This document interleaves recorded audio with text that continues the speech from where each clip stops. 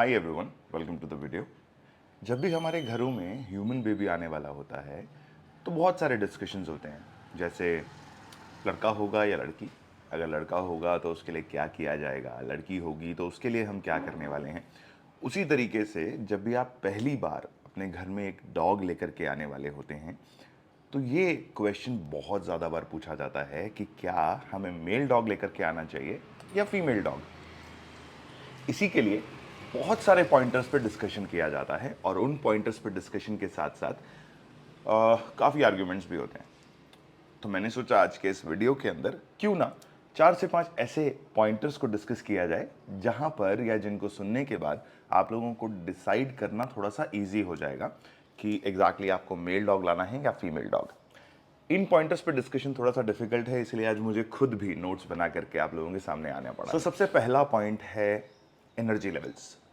Mails का energy level जो है वो थोड़ा सा हायर एंड पे होता है as compare to female dogs, और इस एनर्जी लेवल को कंज्यूम या कंट्रोल करने के लिए आपको उन्हें ज़्यादा वर्कआउट करवाना पड़ता है, ज़्यादा वॉक करवानी पड़ती है, ज़्यादा रनिंग करवानी पड़ती है। अदरवाइज ये एनर्जी लेवल जो है डिस्ट्रक्शन में कन्वर्ट होते हैं, राइट। सेकेंड जो पॉइंट है वो है बिहेवियर के रिगार्डिंग, जहाँ पर मेल्स जो हैं थोड़े से एग्रेसिव होते हैं एंड फीमेल्स जो है वो थोड़ी कामर साइड पे होती हैं। तो इस एग्रेशन को अगर आप कंट्रोल कर सकते हैं, यानी कि अगर किसी दूसरे डॉग को देख करके डॉग जो है थोड़ा सा एग्रेसिव हो गया, भौंकने लग गया, तो उसे कंट्रोल करना अगर हमें आता है तो we do not have any problem with that. But अगर ऐसा नहीं है तो you need to think of it कि आप उसको कंट्रोल कैसे करेंगे, या अगर कंट्रोल नहीं कर सकते हैं तो go with the female one, क्योंकि आप फीमेल को एक बार डांटेंगे तो वो चुपचाप आपके पीछे बोलेगी। तीसरा जो पॉइंटर हमारे सामने आता है वो है बिल्ड या स्ट्रक्चर को लेकर के। मेल्स का स्ट्रक्चर जो है स्ट्रॉन्गर साइड पे होता है, फीमेल्स थोड़ी सी कम स्ट्रॉन्ग बिल्ड के साथ डेवलप होती हैं, राइट।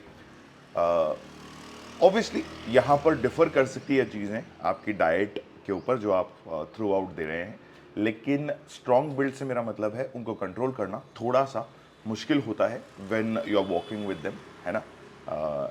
एंड फीमेल्स को कंट्रोल करना is a bit easier because वो थोड़ी सी लीन बिल्ड के आसपास होती है। चौथा और सबसे इंपॉर्टेंट पॉइंट है टाइम कंज्यूमिंग वाला, जिसे हम कहते हैं टेरिटरी बिल्डर। यानी कि जब भी एक मेल डॉग को आप वॉक कराने जाएंगे तो वो हर थोड़ी देर में अपनी टेरिटरी बिल्ड करने के लिए टॉयलेट करता है, राइट। वो इसलिए होता है कि वो दूसरे डॉग्स को बताना चाहता है कि बॉस ये टेरिटरी मेरी है। लेकिन फीमेल डॉग के केस में ऐसा कुछ नहीं होता। She never builds a territory. वो बाहर जाएंगी, एक साथ सारा स्टूल करेंगी, एक साथ टॉयलेट करेंगी और वो आपके साथ वॉक करने लग जाएंगे, और जब आप उन्हें वापस लाएंगे तो वो वापस आ जाएंगे। अगर आप इस परेशानी से परेशान नहीं होंगे तो देन इट्स योर चॉइस। पांचवा पॉइंट है वॉइस क्वालिटी।